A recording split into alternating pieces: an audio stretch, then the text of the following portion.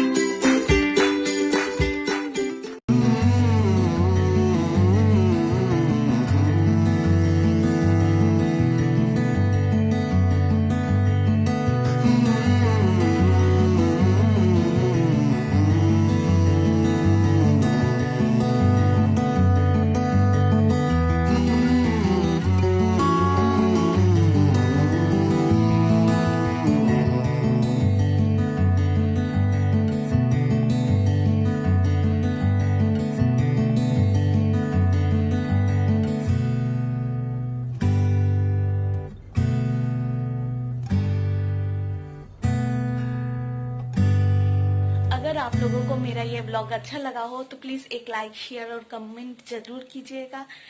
और अगर आप मेरे चैनल को अभी तक सब्सक्राइब नहीं किया तो प्लीज़ मेरे चैनल को सब्सक्राइब कर दीजिएगा और नोटिफिकेशन बेल दबाना मत भूलिएगा। आज के लिए इतना ही। Bye bye.